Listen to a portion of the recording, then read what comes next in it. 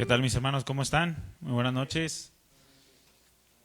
Vamos a continuar con la palabra. ¿Ya están listos? Sí, saludo a todos los que están por medio de la transmisión. También preparen su Biblia, su cuaderno, también allá en casa o donde se encuentre escuchando la palabra. Vamos a poner en manos del Señor este tiempo y vamos a estudiar un poco de la palabra del Señor, qué es lo que el Señor nos tiene preparado en esta noche. Amén. Cierre sus ojos, vamos a orar. Padre Todopoderoso, queremos bendecir tu nombre en esta noche y ponernos en tus manos para que sea tu Espíritu Santo dirigiéndonos, gobernándonos, enseñándonos todas las cosas que tú tienes preparadas por medio de tu palabra, que es viva y eficaz y más cortante que toda espada de dos filos. Penetra en nuestro corazón, Señor, y ayúdanos a cambiar y a cimentar bien nuestra fe en ti, en tu verdad, porque es lo más importante. No fundamentarnos en razonamientos, en pensamientos sin sentido, sino que estemos bien arraizados en tu palabra. Gracias, Padre, por este tiempo que nos permites pasar y por la presencia de tu Espíritu Santo en medio de nosotros y con nosotros y en nosotros. Gracias, Padre, te bendecimos en el nombre de Jesús. Amén. Abra su Biblia, mi hermano, en Juan capítulo 1, el Evangelio de Juan capítulo 1. Continuamos con la serie de doctrinas fundamentales del cristianismo. Hemos repetido en muchas ocasiones cómo es necesario conocer lo que estamos creyendo, que no sea como que me lo contaron, me lo creí y ahora ya vivo esta vida porque, pues bueno, me agradó y tan, ¿no? Sino que estemos bien cimentados en la verdad, que no sea una verdad religiosa, sino sea una verdad de la palabra, de lo que Dios tiene revelado para el hombre. El día de hoy vamos a ver el tema número 9 de estas doctrinas fundamentales del cristianismo y el tema que veremos es la gracia de Dios. La gracia de Dios. El título de esta enseñanza es la expresión ilimitada del amor de Dios. La expresión ilimitada del amor de Dios. Vamos a leer Juan capítulo 1, vamos a leer desde el versículo 14 hasta el versículo 16. ¿Ya lo tiene? Es importante que lo tenga para que luego no diga, este Memo quién sabe qué Biblia está leyendo. No, que sea la palabra la que usted también tiene ahí. Y tráigase la guadalupana, de todas maneras, ahí también aparece. ¿Verdad? Dice, y aquel verbo fue hecho carne. ¿A quién se refiere? Al Señor Jesucristo, ¿de acuerdo? Y aquel verbo fue hecho carne y habitó entre nosotros. Y vimos su gloria, gloria como del unigénito del Padre, lleno de gracia y de verdad. Juan dio testimonio de él y clamó diciendo, este es de quien yo decía, el que viene después de mí es antes de mí porque era primero que yo. Porque de su plenitud tomamos todos y gracia sobre gracia. Pues la ley por medio de Moisés fue dada, pero la gracia y la verdad vinieron por medio de Jesucristo. Qué grande revelación de parte del Señor para todos nosotros a través de toda la palabra y especialmente del Evangelio de Juan. Es una revelación impresionante acerca de la doctrina de Dios, de la doctrina del Hijo en su divinidad y todos estos temas fundamentales que Juan los toca. Precisamente el Evangelio de Juan se considera como de los libros teológicos más importantes o más sustanciosos de la palabra. Muchas veces pensamos que el Evangelio de Juan es muy sencillo por su vocabulario, y sí es verdad, su vocabulario es muy sencillo, pero teológicamente es de los libros que tienen más sustancia, el Evangelio de Juan. De hecho, Juan el apóstol era considerado como el teólogo, o los padres de la iglesia en los primeros siglos le conocían como el teólogo, porque era pues un hombre demasiado estudiado en la palabra del Señor y que profundizaba bastante en las doctrinas, en la enseñanza del Señor Jesucristo. Pero el tema de la gracia es parte de los temas fundamentales del cristianismo. Y de hecho, mi hermano, el tema de la gracia es donde se fundamenta es la base sobre la cual se fundamenta la vida cristiana. Es la gracia, es precisamente por el hecho de la gracia que el cristianismo se diferencia de todos los demás tipos de pensamiento o religiosidad que existe. Es la gracia lo que difiere con todos los tipos de religión. El cristianismo es el único pensamiento, la única verdad que ofrece la salvación por gracia y no por obras. Todo lo demás, cualquier tipo de pensamiento filosófico que esté fuera de las palabras de Dios, no ofrece la salvación por gracia, sino por obras. E incluso algunas ramificaciones del cristianismo ya tardías, o sea, de las más recientes, que surgieron algunas denominaciones, también creen que le deben de añadir ciertas obras a la salvación. Por lo tanto, deja de ser por gracia y se comparte esa salvación entre la gracia o supuesta gracia y las obras, pero es precisamente por el hecho de la gracia que el cristianismo difiere con todos los tipos de pensamiento o religiosidad que existen. Del mismo modo, la gracia es uno de los temas que más se tuercen de la palabra de Dios. Y se usa como pretexto la gracia para andar en los deseos de la carne. Lo que hoy conocemos como la supergracia, ¿no? La supergracia, es decir, una gracia tan impresionante que tú puedes seguir pecando, tú puedes seguir satisfaciendo tus deseos carnales, porque al fin y al cabo ya tenemos el pacto de la gracia y la gracia nos limpia de toda maldad y de todo pecado. Por lo tanto, no importa lo que tú vivas, al fin y al cabo ya estamos bajo la gracia. Es una enseñanza muy torcida, mi hermano, para que tenga mucho cuidado. Porque la gracia no es eso, la gracia no es libertinaje. El mismo Judas, hermano del Señor Jesucristo, o medio hermano o hermano en la carne del Señor Jesucristo, en su carta tuvo que advertir acerca de estos hombres corruptos que según sus propias palabras escritas decía que convierten la gracia de Dios en libertinaje y niegan al Señor Jesucristo. La gracia que Dios derramó, la gracia que Dios reveló por medio de la vida del Señor Jesucristo, este tipo de hombres la tuercen y la convierten en libertinaje, negando así al Señor Jesucristo.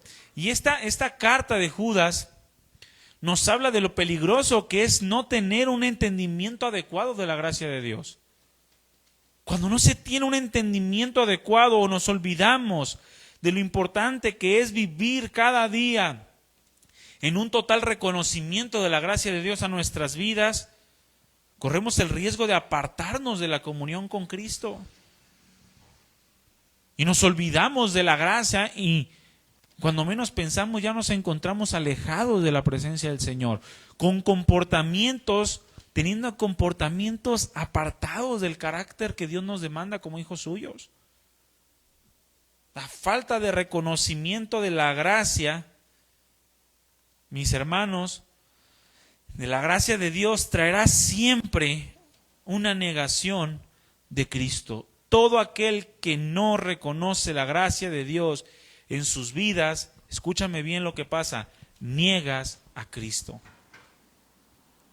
El mismo apóstol Pablo exhortó al apóstol Pedro por causa de caer en una condición semejante en donde se olvidó de la gracia de Dios y terminó negando por segunda vez al Señor Jesucristo. Aún después de que el Señor Jesucristo ascendió a los cielos, ahí en Gálatas capítulo 2. Abre tu Biblia en Gálatas capítulo 2 para que no veas que no te estoy echando mentiras. ¿Cómo que Pedro jamás y es el vicario? No, Pedro no es nada de eso. Pablo tuvo que exhortar a Pedro porque Pedro llegó a un punto en el que se estaba desviando, se estaba perdiendo del verdadero entendimiento de la gracia de Dios. Y según la carta de Judas, cuando se convierte la gracia de Dios en libertinaje, es decir, cuando se desvía el entendimiento o el concepto estricto de la gracia de Dios, caemos en una negación del Señor Jesucristo. Negamos lo que el Señor Jesucristo vino a hacer y negamos la obra del Señor Jesucristo en la cruz. Y en Gálatas capítulo 2, en el versículo 11, el apóstol Pablo está hablando y dice: Pero cuando Pedro vino a Antioquía, le resistí cara a cara, o sea, me le puse de frente, porque era de condenar. Era de condenar. Pues antes que viniesen algunos de parte de Jacobo, Jacobo era el pastor o el líder de la iglesia en Jerusalén, medio hermano también del Señor Jesucristo, o hermano en la carne, hermano de Judas también el que escribió la carta, dice, comía con los gentiles, pero después que vinieron, se retraía y se apartaba porque tenía miedo de los de la circuncisión, es decir, de los judaizantes. Y en su simulación participaban también los otros judíos, de tal manera que aún Bernabé fue arrastrado por la hipocresía de ellos. Pero cuando vi que no andaban rectamente conforme a la verdad del Evangelio, un Evangelio que profesa la gracia, o la salvación, o la suficiencia de la fe para salvación, por la gracia, cuando vi que no andaban rectamente conforme a la verdad del Evangelio, dije a Pedro delante de todos, si tú, siendo judío, vives como los gentiles y no como judío, o sea, ¿por qué vivía como los gentiles? Porque creía que podía ser salvo por medio de la fe, por la gracia de Dios. Dice, y no como judío, ¿por qué obligas a los gentiles a judaizar, es decir, a circuncidarse y a cumplir con los ritos y con las fiestas? Nosotros, judíos de nacimiento y no pecadores de entre los gentiles, sabiendo que el hombre no es justificado por las obras de la ley, sino por la fe de Jesucristo, nosotros también hemos creído en Jesucristo para ser justificados por la fe de Cristo y no por las obras de la ley, por cuanto por las obras de la ley nadie será justificado. Y si buscando ser justificados en Cristo, también nosotros somos hallados pecadores, ¿es por eso Cristo ministro del pecado? En ninguna manera, porque si las cosas que destruí, ¿cuáles cosas? Aquellas cosas que hablaban de que la salvación era por medio de las obras, las vuelvo a edificar, entonces transgresor me hago. Porque yo por la ley soy muerto para la ley, a fin de vivir para Dios. Con Cristo estoy juntamente crucificado, y ya no vivo yo, mas vive Cristo en mí. Y lo que ahora vivo en la carne, lo vivo en la fe del Hijo de Dios, el cual me amó y se entregó a sí mismo por mí. Y lea muy bien el versículo 21. No, después de decir todo esto en cuanto a las obras de la ley, en cuanto a la circuncisión, en cuanto a la salvación por la fe, dice, no desecho la gracia de Dios. Pues si por la ley fuese la justicia, entonces por demás murió Cristo. No desecho la gracia de Dios. Parafraseando, dice la otra parte, porque entonces negaría el sacrificio de Jesucristo. Si yo me comportara como tú, Pedro, él prácticamente le estaba diciendo, si yo comenzara a judaizar como tú lo estás haciendo y añadir a la salvación obras, entonces yo estaría desechando la gracia de Dios y estaría negando a mi Señor. Por eso es importante que tengamos un entendimiento adecuado y un reconocimiento constante, mi hermano, de la gracia de Dios en tu vida. Porque si no, terminaríamos negando el sacrificio de Jesucristo. Es necesario que todo hijo de Dios tenga un conocimiento y un entendimiento correcto de esta gracia, para que puedas experimentar no solamente la honra que tú le puedes dar a Dios, sino que también puedas experimentar una plenitud mayor y cada vez un mayor entendimiento de que es la gracia de Dios la que nos sostiene en el día a día, que es la gracia de Dios la que nos permite avanzar cada día en el propósito de Dios. Es por su gracia. Cuando nosotros dejamos de ver la gracia de Dios, entonces, mi hermano, nosotros dejamos de avanzar al cumplimiento del propósito de Dios. Dejamos de avanzar y dejamos de tener plenitud. Deja de reconocer la gracia de Dios y entonces dejarás de tener plenitud. Porque la gracia está totalmente ligada a la dependencia de Dios. La gracia de Dios, mi hermano, escúchame bien, para la vida del creyente. ¿Cuántos son creyentes aquí? Bueno, la gracia de Dios para tu vida y para mi vida, mi hermano, debe de ser tan importante como el aire que respiras cada día. Así de importante debe de ser. Y debe de depender de la gracia más que cualquier otra cosa. No deseches la gracia de Dios, no te apartes de la gracia de Dios. Depende de la gracia de Dios en todas las cosas que hagas, tanto como dependes del aire para respirar, para que entonces puedas avanzar hacia el cumplimiento del propósito de Dios y por consecuencia experimentar una plenitud mayor, una plenitud cada vez mayor en el entendimiento de que es por su gracia que estamos de pie, que es por su gracia que podemos tener una relación con Él. Pero, ¿qué significa, mi hermano, la palabra gracia? ¿Qué significa? ¿De qué hablamos cuando la Escritura nos dice gracia? O como el pasaje que acabamos de leer de Juan capítulo 1, versículo del 14 al 17, que dice que la gracia y la verdad vinieron por medio de Jesucristo. ¿Qué quiere decir esto? Porque la ley, dice, por medio de Moisés fue dada. Fíjese, mi hermano, que la ley no tenía nada que ver con la gracia. La ley es por obras, la ley habla de obras. Y anteriormente, antes de que viniera Jesucristo, la vida del creyente o del pueblo de Dios se basaba en las obras de la ley, en las obras. No tenía nada que ver con la gracia. Si bien sabemos que Dios justifica a los que son por la fe desde tiempos antiguos, prácticamente se podía percibir una salvación por obras, por la obediencia a la ley de Moisés, que no tiene nada que ver con la gracia. Es decir, creían en Dios y obedecían. Tenían que poner por obra la ley de Moisés para poder ser salvos. Pero ahora la gracia, que es por medio de Jesucristo, y la verdad son un pacto completamente distinto. Un pacto que ya no depende de qué tanto tú vives de la ley mosaica, aunque estamos obligados por amor a cumplirla o a buscarla, pero ya no dependemos de las obras de la ley.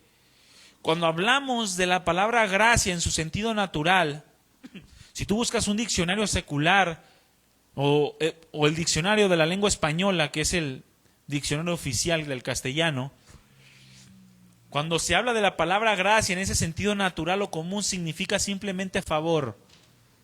Favor es lo que significa la palabra gracia. Según el diccionario de la lengua española, es un favor que se hace sin que lo merezca la persona a la cual se lo haces, sin merecimiento particular. Es decir, una concesión gratuita, algo que tú haces por otra persona de una manera gratuita, sin cobrárselo y sin que lo merezca. Esta definición no difiere mucho del significado bíblico de la palabra gracia, es muy similar. Este significado en su forma más sencilla y práctica es igualmente favor en la palabra de Dios. Según el diccionario griego, la palabra gracia, del griego charis o charis, como le quieras pronunciar, significa tener un favor hacia alguien. Eso es lo que significa la palabra gracia. Tener un favor hacia alguien, una buena voluntad hacia alguien. También esta palabra charis específicamente se refiere a la influencia divina sobre el corazón y su reflejo en la vida. Es decir, ¿qué tanto está influyendo Dios en tu corazón para que tú lo reflejes por medio de tu comportamiento? Eso es lo que significa la palabra gracia. Pero tanto en el significado bíblico como en el significado secular, la palabra gracia significa favor. La diferencia está en que la gracia en el contexto de la palabra de Dios o en el contexto de la Biblia va mucho más profundo que un significado secular o natural. va mucho más profundo que un simple favor. Porque el favor o la palabra gracia que nos muestra la Biblia va acompañada del ser de Dios, del carácter de Cristo. Por lo tanto, marca una diferencia de magnitudes infinitas y eternas. ¿Qué quiere decir esto? Que la gracia de Dios, a diferencia de la gracia de los hombres o de un favor que te puede hacer alguna persona de manera natural, la gracia de Dios es tener un favor ilimitado y eterno. Es el favor ilimitado y eterno que Dios tiene hacia la vida del hombre o hacia los hombres. Esto significa gracia en el contexto de la palabra de Dios. Un favor ilimitado y eterno. Esta palabra gracia es la palabra que mejor expresa lo ilimitado del amor de Dios para con los hombres. Es decir, cuando hablamos de gracia, hablamos de la máxima expresión de amor de parte de Dios. Cuando Jesucristo vino a esta tierra, según el pasaje que acabamos de leer, que dice la Escritura lleno de gracia y de verdad, y dice la Escritura que de su plenitud tomamos todos y gracia sobre gracia, y más adelante dice que la gracia y la verdad viene por medio de Jesucristo. Estamos hablando que la máxima expresión del amor ilimitado de Dios estaba pisando esta tierra. Eso significa la gracia. Fue la gracia de Dios la que motivó a Dios a enviar a su Hijo a este mundo a pagar por los pecadores.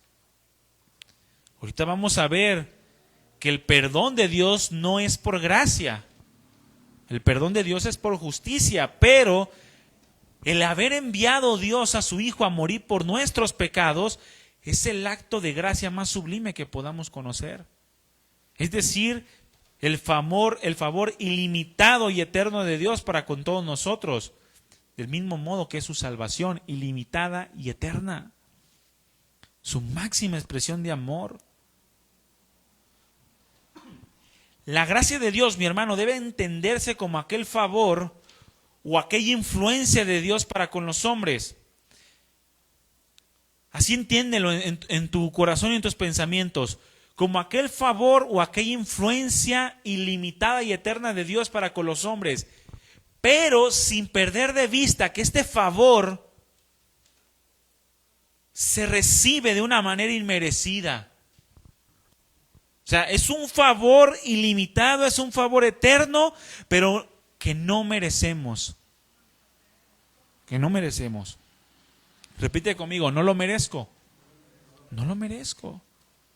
Es como cuando un padre le da a un hijo algún premio, lo lleva al cine o lo lleva a pasear, aun cuando se portó mal. Pero se lo había prometido.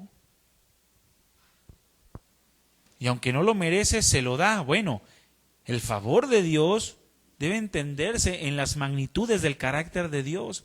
Y Dios es ¿qué? Infinito y es eterno. Por lo tanto, su gracia y su favor es de la misma manera.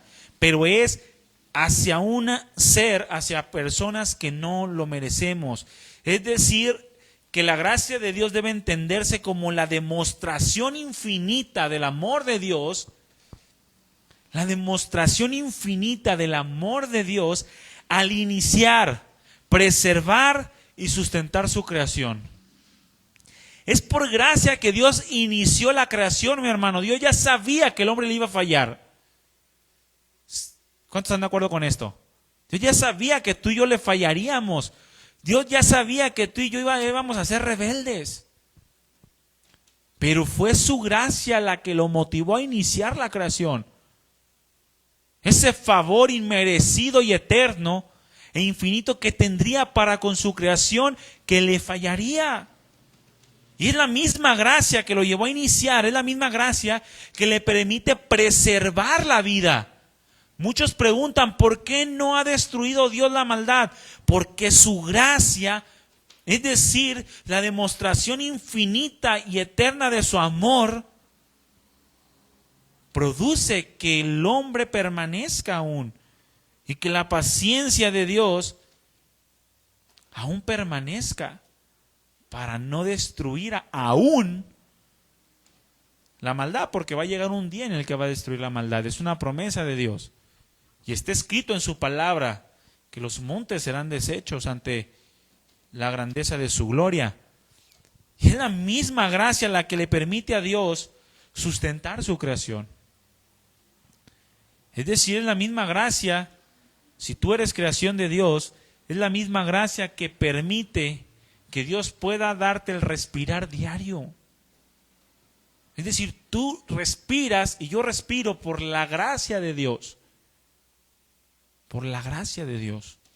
Por su favor inmerecido hacia nosotros de manera eterna e infinita. Estas frases de manera eterna y infinita no significa que tú vas a respirar eternamente en esta tierra, sino que te da la capacidad o permite que tú y yo podamos ser seres infinitos y eternos en su presencia. Por eso nos sustenta, porque el deseo de Dios es que podamos recibir su gracia salvífica, de lo cual vamos a hablar en un momento. Es la misma gracia de Dios la que sustenta el cosmos, es decir, el universo mismo. Es esa gracia de Dios la que permite en su infinita misericordia, en su infinita... Porque según Jesucristo, en sus propias palabras dijo, porque sobre esta roca edificaré mi iglesia, hablando de sí mismo, y ni las puertas del Hades prevalecerán contra ella. Es decir, nunca será destruida, nunca nadie la podrá vencer, ni la muerte. Por lo tanto, aún en los tiempos de Lutero, siempre hubo un remanente fiel de la iglesia, un remanente por gracia sostenido por Dios, tal como lo fue en los tiempos de Elías, en donde él creía que era el único que había sobrevivido o que quedaba de los profetas de Dios. Cuando él le dice, me he reservado 7,000 hombres que no han doblado rodilla ante Baal. Es decir, siempre Dios tiene un remanente fiel.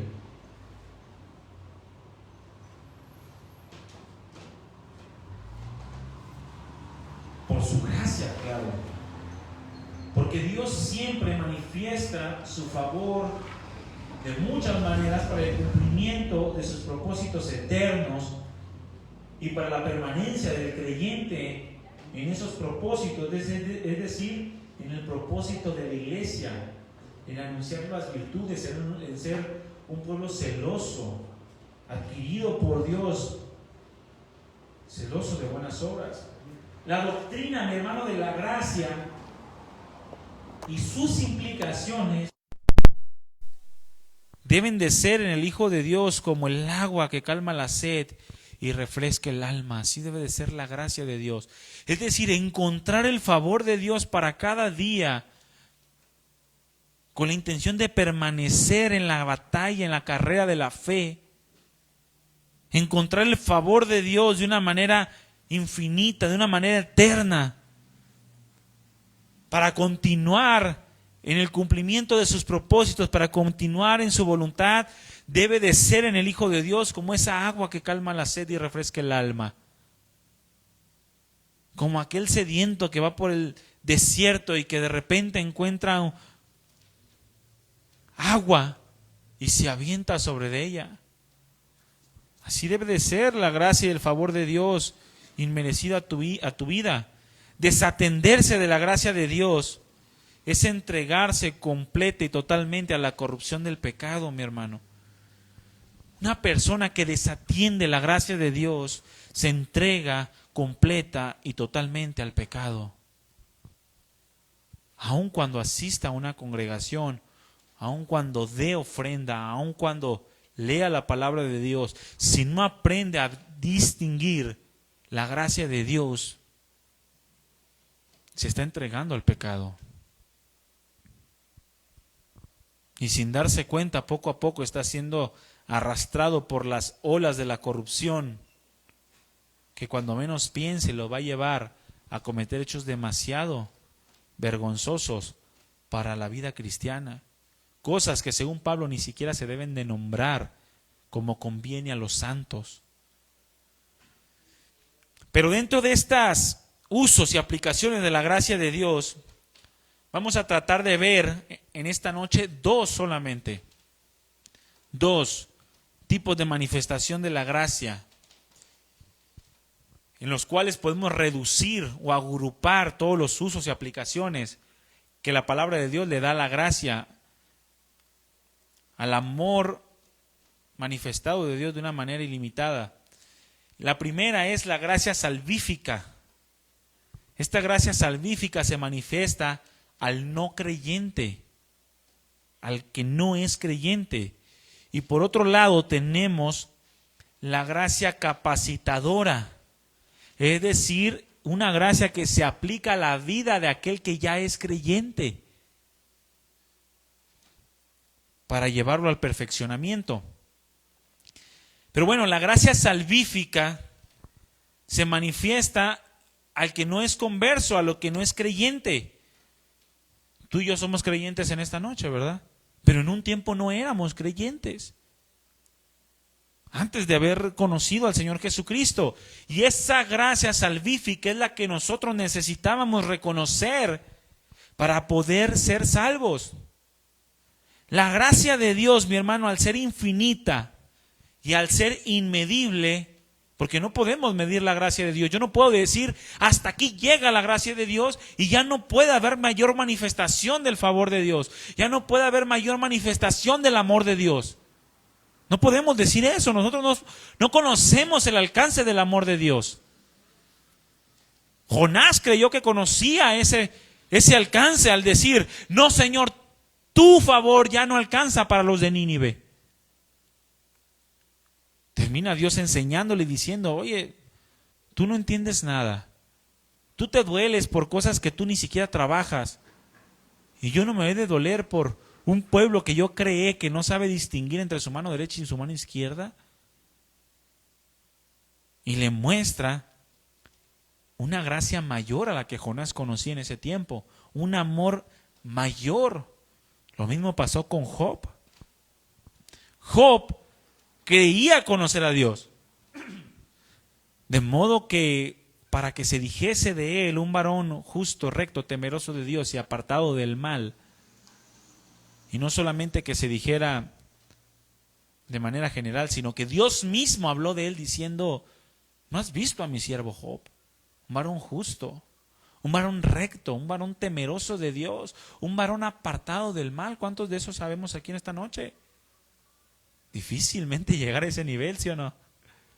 Difícilmente. Yo no me considero que haya llegado al nivel de Job antes de su humillación. ¿Cuánto más después de su humillación?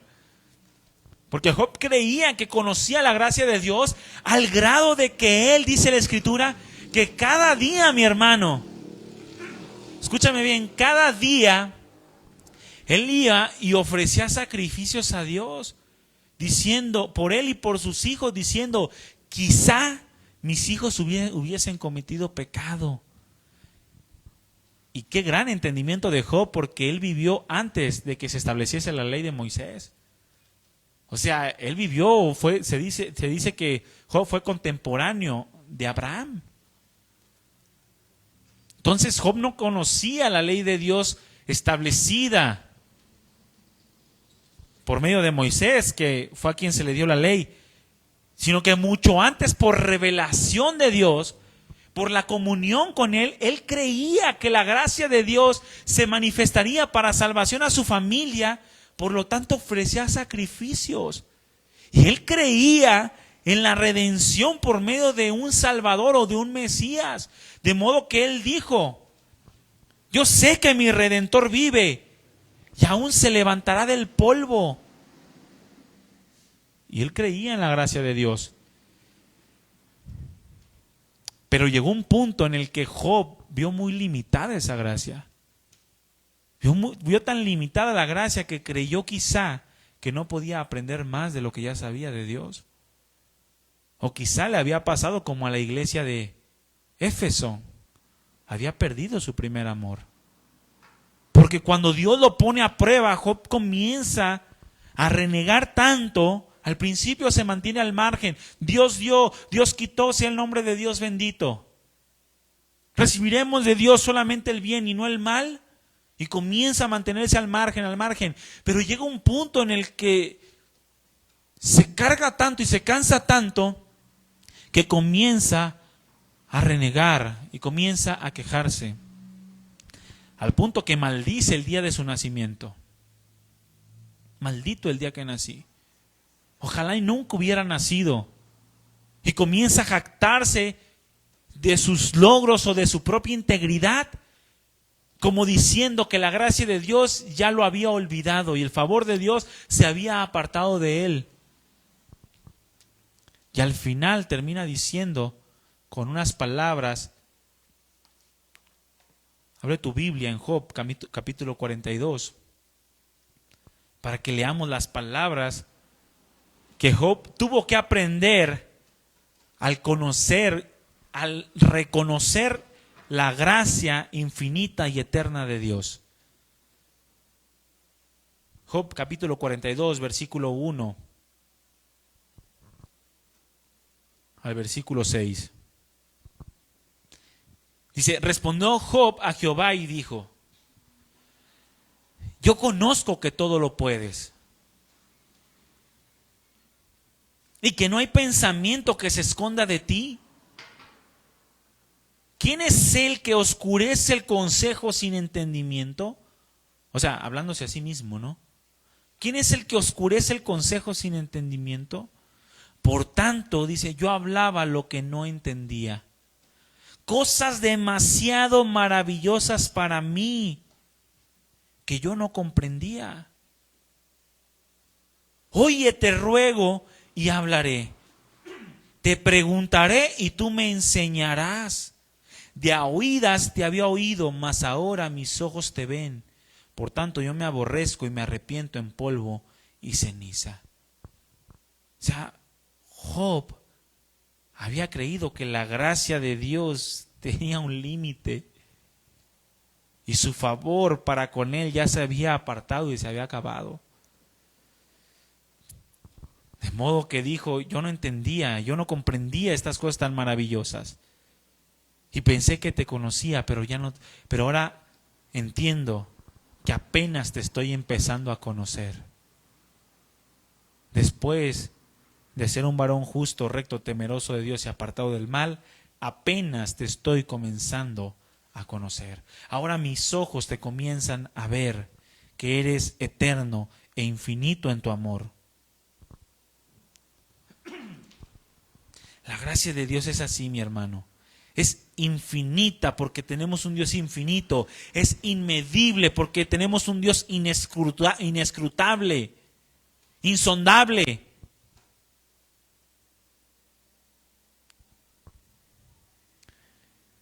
Y al manifestarse en su propia definición de gracia de una manera inmerecida, esta gracia contempla algunos aspectos importantes que tenemos que considerar para que en verdad sea gracia lo que estamos recibiendo y no nos estemos engañando a nosotros mismos. Porque la gracia de Dios tiene características esenciales. Es decir, características que van en su propia esencia, que tenemos que conocer, tenemos que comprender para saber si realmente estamos cada día reconociendo la gracia de Dios en nuestras vidas. Y la gracia salvífica al fin de entender que somos salvos. Porque la salvación, ¿cuántos de ustedes saben que es por gracia? Abraham nos habló de la salvación las 2 semanas pasadas.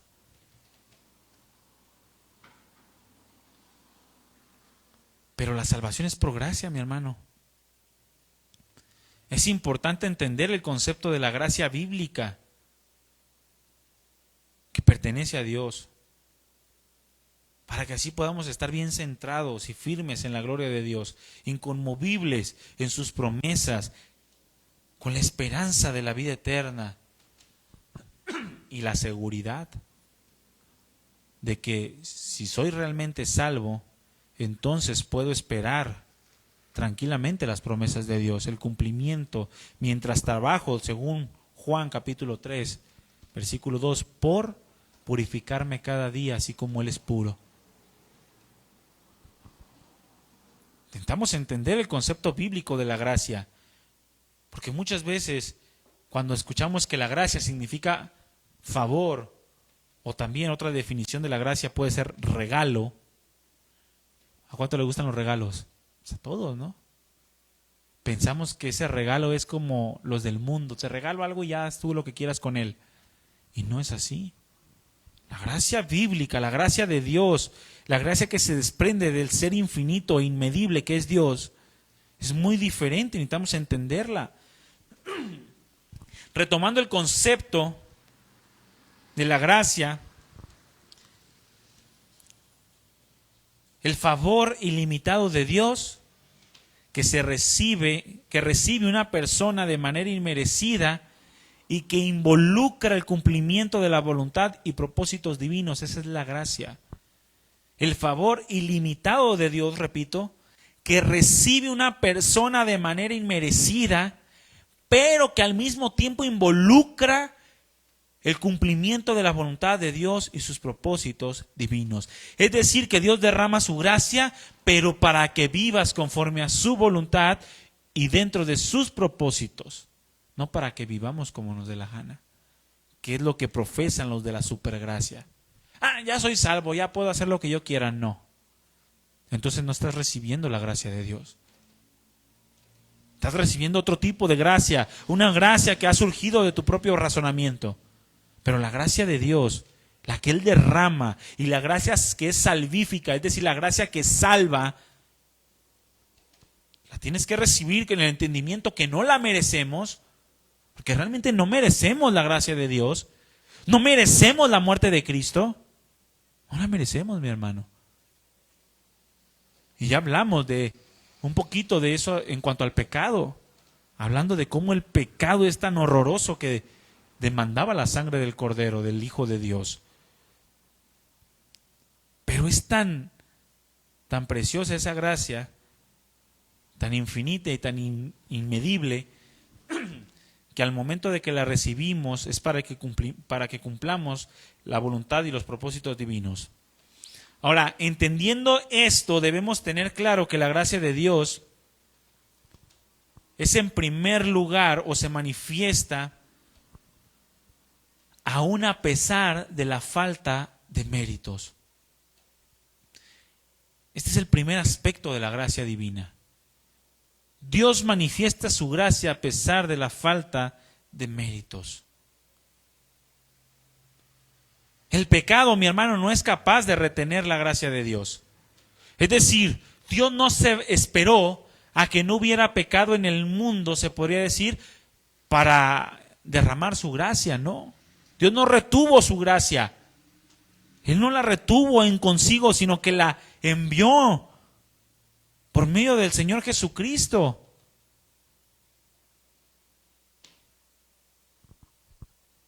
Del cual tomamos, dice la Escritura, gracia sobre gracia. Pero la gracia salvífica, la gracia divina, se manifiesta aún a pesar de la falta de méritos. Y si esta gracia salvífica o si esta salvación dependiera, escúchame bien, dependiera de algún mérito humano, entonces dejaría de ser gracia. Es decir, si Dios, para que derramara su salvación sobre tu vida, esperara a que tú tuvieras algún mérito, entonces ya dejaría de ser gracia. Porque Cristo, al haber pagado por los pecados y al haber derramado abundante gracia, entonces ahora le corresponde al propio hombre rechazar la gracia o aceptar la gracia que Cristo derramó por medio de su sacrificio. Abre tu Biblia en Juan capítulo 3.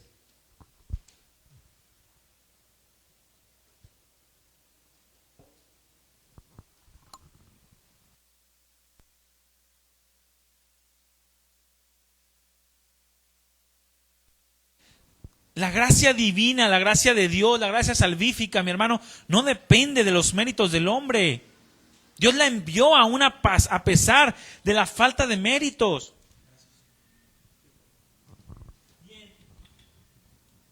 En Juan capítulo 3, versículo 18 al 20, nos revela que ya depende entonces completamente del hombre rechazar o aceptar esa gracia.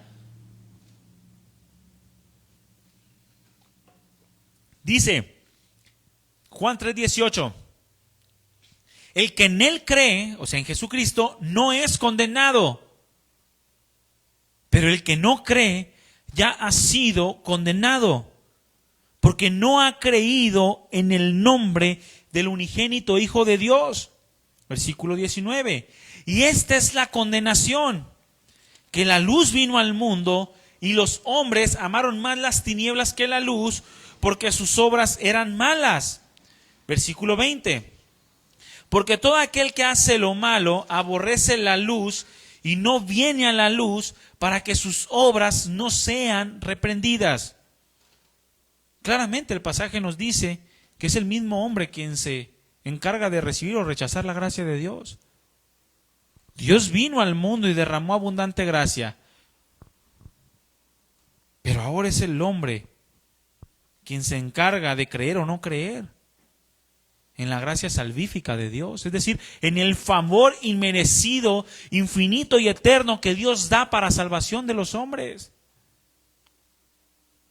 Adelante en el versículo 36 del mismo capítulo 3 de Juan dice, el que cree en el Hijo tiene la vida eterna, pero el que se rehúsa a creer en el Hijo no verá la vida, sino que la ira de Dios está sobre de él.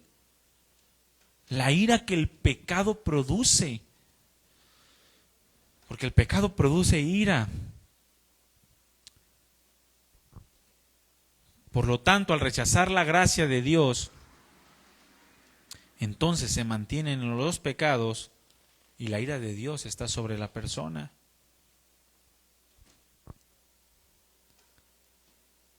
Abre tu Biblia en Juan capítulo 16.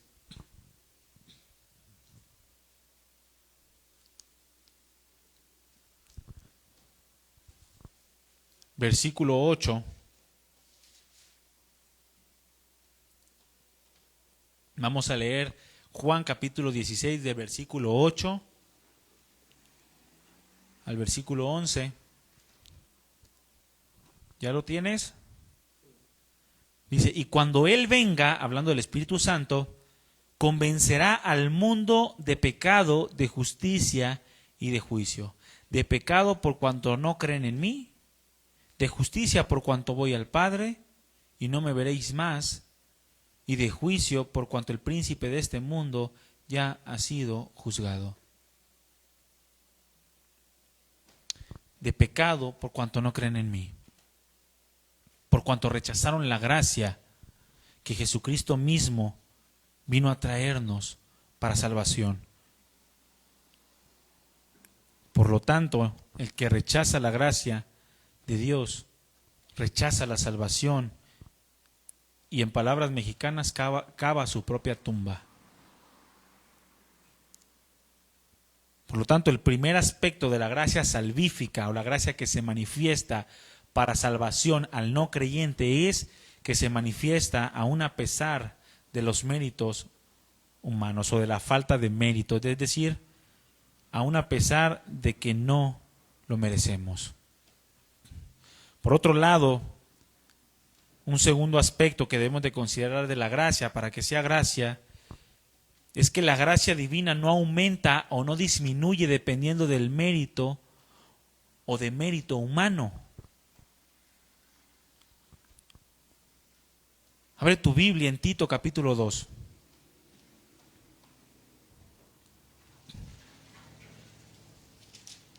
Tito capítulo 2, versículo 11 al 14.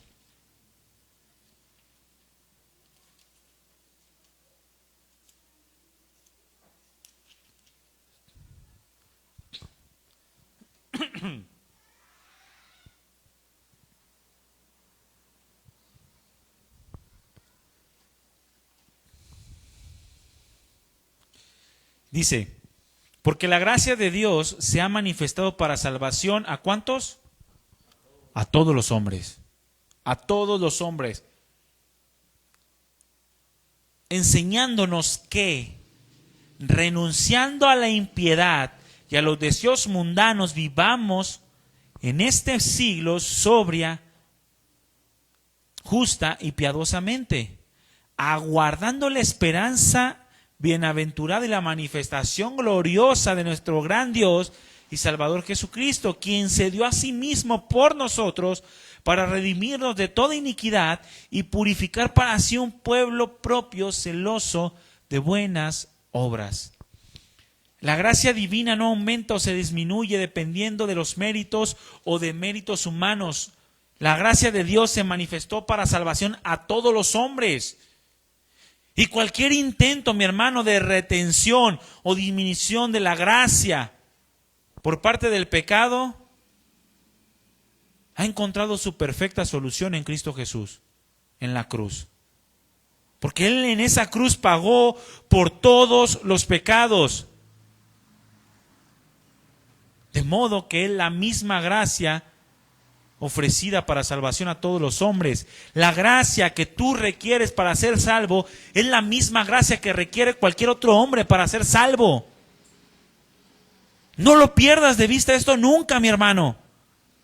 Porque si no te va a llevar a menospreciar a otros, creyendo que necesitan mayor gracia que tú, porque son más pecadores. Cuando la realidad es que no depende de los méritos humanos la gracia. No depende de lo que tú hagas. Es que el violador aquel necesita más gracia. No, la misma gracia fue derramada en la cruz por ti y por cualquier otra persona. Si eres salvo debes de entenderlo. Debes de entender en primer lugar que Dios manifestó su gracia a pesar de que el mundo no lo merecía. Pero también deben de entender que la gracia no disminuye ni aumenta, la gracia es la misma para con todos los hombres, hablando de la gracia salvífica, mi hermano.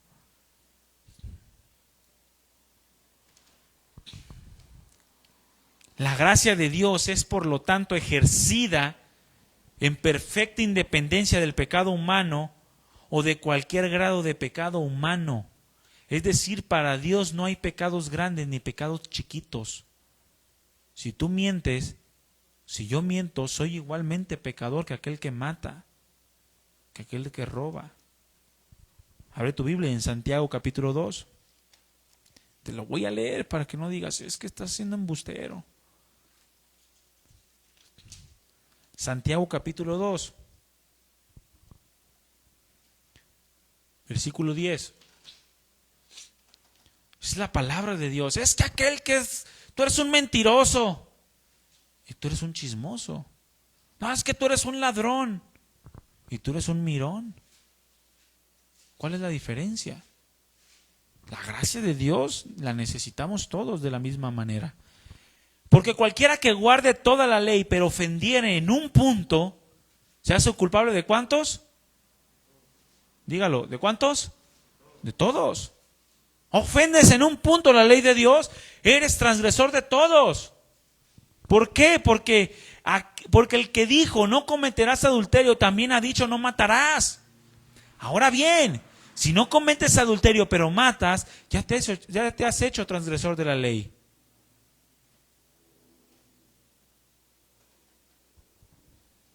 No matas, pero mientes, ya te has hecho transgresor de la ley. Por lo tanto, la gracia de Dios se ejerce de manera independiente a cualquier grado de pecado humano. No importa el grado de pecado que tenga, la gracia salvífica o la gracia para salvación es ejercida en independencia a la maldad de los hombres y al grado de maldad. Es una sola. En tercer lugar, la gracia, escúchame bien, la gracia no produce una deuda ni es causada por una deuda que Dios tenga hacia con el hombre. Es decir, o en otras palabras, no podemos, escúchame bien, no podemos en ningún modo pagar la gracia de Dios. El hombre no puede pagar la gracia de Dios.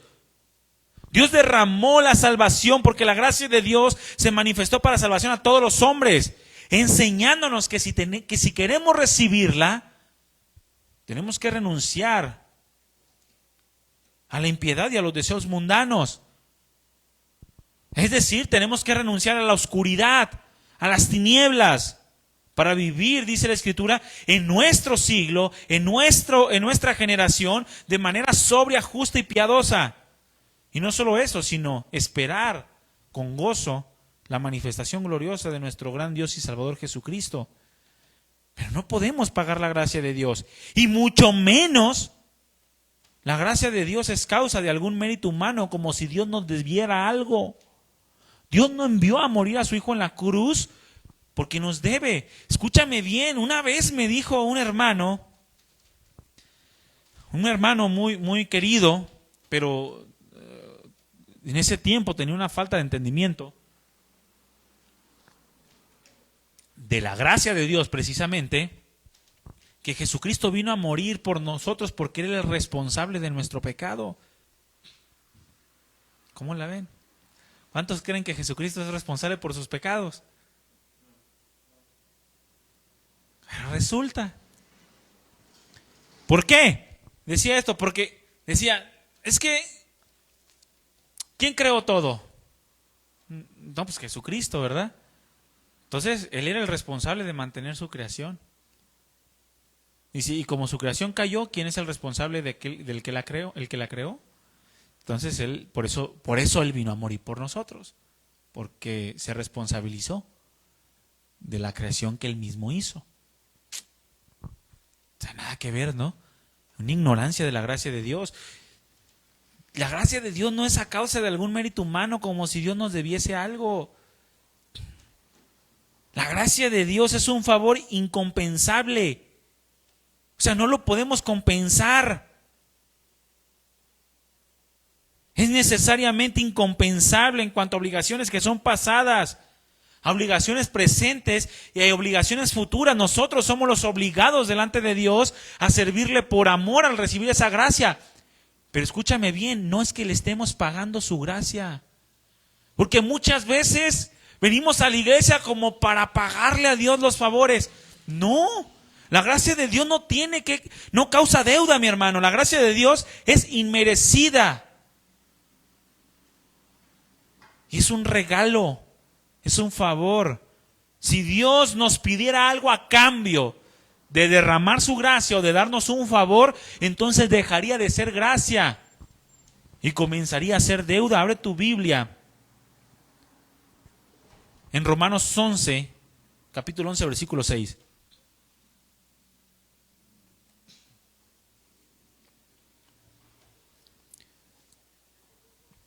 Romanos 11:6. ¿Ya lo tienes?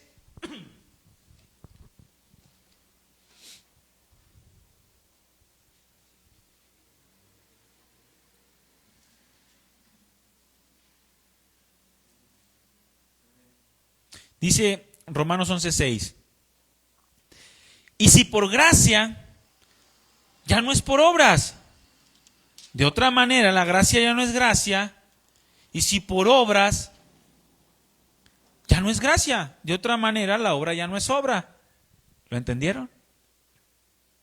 Te parece trabalengua, ¿verdad? Por eso Pablo a veces decía que le costaba mucho trabajo.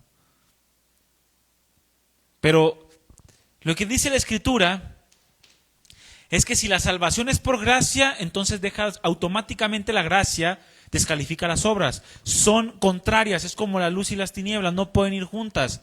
No puedo decirte yo te regalo algo, pero págamelo. ¿Verdad que no? No cuadra, ¿verdad? Así es lo mismo, la salvación no causa una deuda. La salvación es por gracia. Y si es por gracia, entonces ya no es por obras. Porque de otra manera, si fuera por obras, la gracia dejaría de ser gracia. El regalo dejaría de ser regalo. Y si fuera por obras, entonces ya no es gracia. De otra manera, la obra ya no es obra. Abre tu Biblia en Romanos capítulo 4, un poquito antes. En el versículo 3.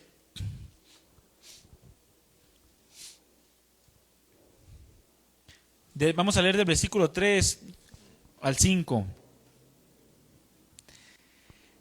Porque, ¿qué dice la Escritura? Creyó Abraham a Dios y le fue contado por justicia, creyó. Pero al que obra, no se le cuenta el salario como gracia. ¿Cuántos trabajan toda la semana y llega el patrón y les dice, te voy a regalar este dinero? ¿Y ustedes qué dicen? ¿Regalar? Pues si trabajé toda la semana, no me estás haciendo ningún favor, me estás pagando lo que me debes. Es lo que se dice, ¿no? Cuando se trabaja. Es lo mismo que está diciendo el Señor Jesucristo, o lo que está diciendo Pablo a través el Señor Jesucristo a través de Pablo. Porque al que obra no se le cuenta el salario como gracia, sino como deuda. Mas al que no obra, sino cree en aquel que justifica al impío, su fe le es contada por justicia. De otra manera, si la gracia causara una deuda, es decir, si Dios nos pidiera algo a cambio, entonces dejaría de ser gracia y Dios se convertiría en nuestro deudor. Y Dios nos debería algo a nosotros. ¿Qué es lo que pasa con las religiones que quieren añadirle obras a la salvación, mi hermano? Dejan de ser salvos por la gracia y niegan la eficacia del sacrificio de Jesús en la cruz. Lo niegan. ¿Qué es lo que decía el apóstol Pablo en su carta a los Gálatas en el capítulo 2? No desecho la gracia de Dios. Porque si la salvación fuera por las obras, entonces en vano murió Cristo, por demás murió Cristo. No es la salvación, escúchame bien, no es creer más arrepentirte, no.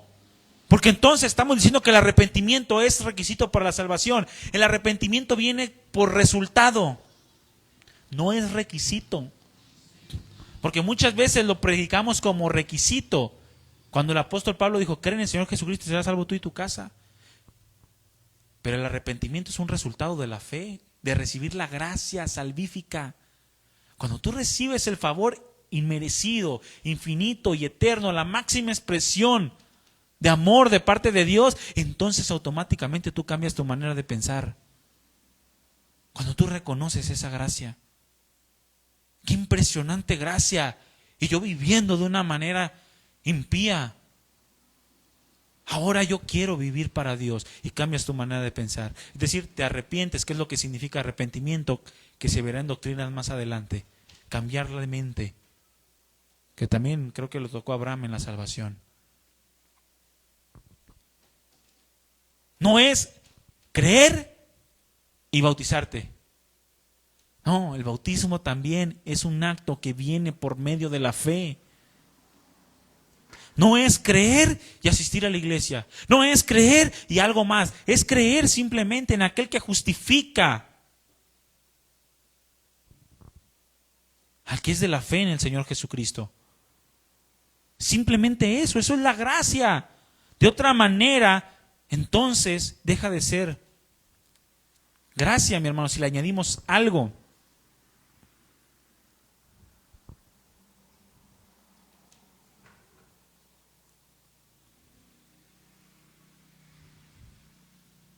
Déjame buscar el otro pasaje. Ahí mismo en Romanos capítulo 4, bríncate del versículo 5 que leímos al 16. Por tanto, es por fe. ¿Para qué? Para que sea por gracia. Es por fe para que sea por gracia. Cualquier otra cosa que le añadas a la fe, deja de ser gracia. Deja de ser un regalo, un favor inmerecido. Deja de ser un favor infinito y eterno de parte de Dios y se convierte en deuda. Y es imposible, mi hermano, que la gracia produzca deuda o que se cause a causa de una deuda, valga la redundancia. Es imposible, porque la salvación es por gracia, por medio de la fe. Abre tu Biblia en Efesios capítulo 2. Efesios capítulo 2. Son aspectos que debemos de considerar. Si nosotros pensamos que somos salvos y le estamos añadiendo, queremos pagar el favor de Dios o creemos que Dios nos debe algo. Y no solamente eso, sino creemos que otro necesita más gracia que yo porque es más pecador que yo. O si creemos que Dios envió a su Hijo a morir en la cruz por causa de alguna conveniencia o porque el hombre o porque Dios necesitara del hombre, entonces no estamos creyendo adecuadamente, no estamos recibiendo la gracia de manera adecuada. Y probablemente no seamos salvos. Y es algo bien delicado, mi hermano.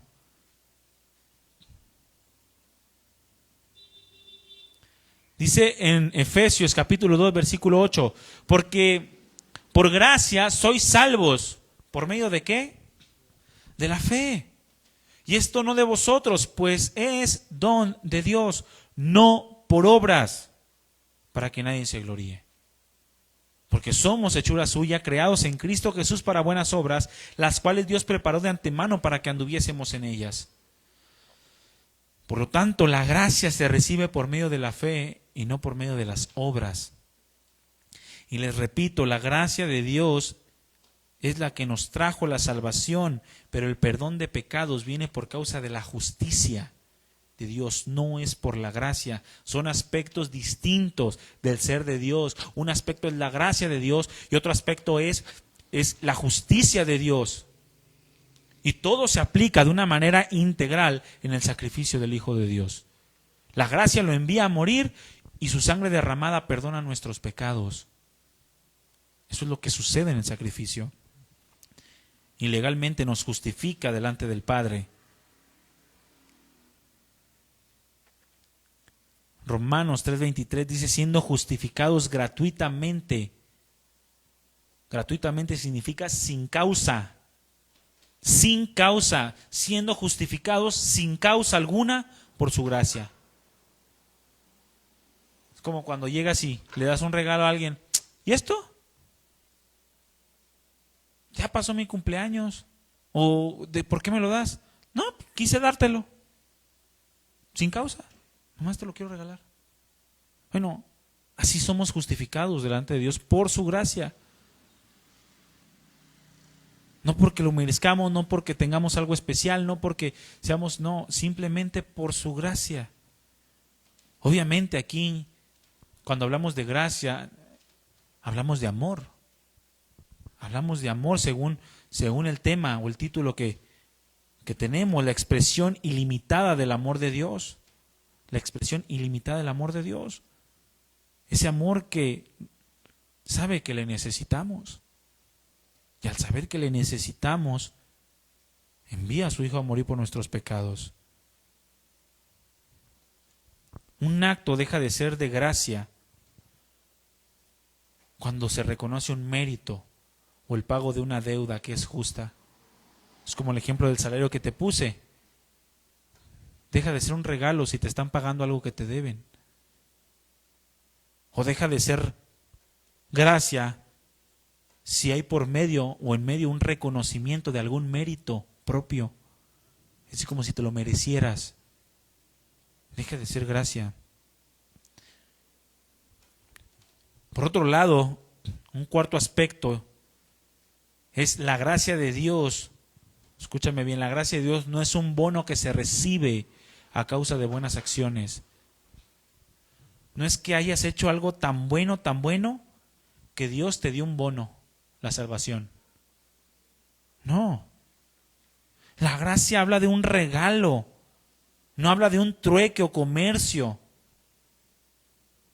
No importa qué tan desigual suene, porque por más buenas acciones que hagamos, ¿cuántas buenas acciones se pueden equiparar al sacrificio de Jesús? O sea, en magnitud, ninguna. Ninguna buena acción. Es más, todas las buenas acciones del mundo entero a través de los siglos, por todas las generaciones hasta el fin del mundo, podrían pesar lo mismo que la sangre del Cordero. Ninguna. Por lo tanto, no habla la gracia habla de un regalo, no de un trueque o comercio, no importa qué tan desigual. Es pura bondad. No es el cumplimiento de una obligación de parte de Dios. Para que sea un acto de gracia, debe de ser independiente y estar solo. No debe de ir acompañado de nada más. Así es la gracia que Dios derrama. No te pide nada a cambio. Y muchos les cuesta trabajo creer eso. Por eso andan afanados haciendo mandas por todos lados. Por eso andan afanando, dando dinero y haciendo buenas obras. No es malo que hagan buenas obras. Las mandas sí es malo, eso no lo hagan. Pero las buenas obras, el dar es bueno, pero no para recibir la gracia de Dios, porque la gracia de Dios no puede ir acompañada de nada. La gracia de Dios debe de ser sola, debe de ser independiente. La salvación de Dios es, por lo tanto, la bondad hacia los pecadores, el amor derramado hacia los pecadores. No es menos de lo que sería si hubiera pecado menos. No es más de lo que sería si se hubiera pecado más. La gracia es una, es única y es perfecta. Es totalmente independiente de toda cuestión acerca de algún mérito humano. La gracia no es tratar a la persona como se lo merece, ni tratar a la persona mejor de lo que se merece. Es tratar a una persona con gracia sin la más leve referencia a lo que se merece, a lo que es o deja de ser. Tú se lo das, no importa lo que es o lo que va a ser, no importa si es buena persona o si es mala persona, tú lo das de gracia y no te importa, no se mide por medio de lo que tú eres o por medio de lo que tú haces. No toma en cuenta lo que te mereces. Eso es la gracia, mi hermano, no importa. La gracia es el amor infinito de Dios expresándose en benignidad infinita. Por eso dice la Biblia en Romanos capítulo 2, en el versículo 4, o menosprecias las riquezas de su benignidad, de su paciencia y de su longanimidad, ignorando que su benignidad te guía al arrepentimiento. La expresión infinita de su bondad y de su amor. Eso es la gracia. No te paga como te mereces, pero tampoco trata a una persona mejor de lo que se merece. Es tratar a la persona simplemente con gracia, sin tomar referencia a lo que realmente merece. No es algo que se recibe por causa de haber obrado bien, como si a mejor obra, mejor gracia, sino que la gracia es igualmente potencial para todos los hombres, de modo que tienen la capacidad de salvar a todos los que creen. No es aquel que obra más el que es más merecedor de la gracia de Dios, o aquel que peca menos es mayor merecedor de la gracia de Dios. No. Todos estamos bajo pecado y la desobediencia universal nos lleva a la necesidad universal de la gracia salvífica de Dios. No para unos cuantos, como lo mencionan las doctrinas de la gracia que les comentaba. En su momento ya veremos ese tema. Pero todos estamos bajo pecado y todos necesitamos de esa gracia salvífica. Necesitamos tomar en cuenta estos aspectos para que realmente entonces recibamos la gracia de Dios y entendamos que recibiendo esa gracia estamos completamente seguros en Él. Escúchame bien, y la salvación no la perderemos jamás. Si recibimos la gracia de Dios de acuerdo a lo que la Escritura nos dice que es gracia, gracia divina. La gracia, que es la expresión infinita, eterna, ilimitada del amor de Dios.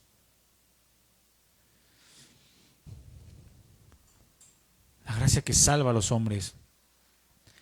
Por otro lado está la gracia capacitadora, no la alcanzamos a ver realmente, pero pues es la gracia que se revela o que se derrama sobre la vida del creyente para perfeccionarlo, a fin de que cumpla el propósito por el cual lo ha llamado a formar parte de su cuerpo. Rápidamente les leo simplemente unos versículos y dice Hebreos 13, 20 y 21. Y el Dios de paz que resucitó de los muertos a nuestro Señor Jesucristo, el gran pastor de las ovejas, por la sangre del pacto eterno, los haga aptos en toda buena obra para que haga su voluntad, haciendo Él en ustedes lo que es agradable delante de Él, por Jesucristo, al cual sea la gloria por los siglos de los siglos. Amén. Es decir, Dios derrama una gracia, Dios derrama un favor, para que entonces tú y yo tengamos la capacidad de obrar a favor de su voluntad, para que Él sea quien recibe toda la gloria. Filipenses 1:6, estando persuadido de esto, que el que comenzó en vosotros la buena obra, la perfeccionará hasta el día de Jesucristo. Él es el que perfecciona su obra en nosotros y nos lleva a vivir una vida de santidad por su Espíritu Santo que está en nosotros. Pero es esa gracia que nos capacita para mantenernos firmes, inconmovibles, hasta el día del Señor Jesucristo.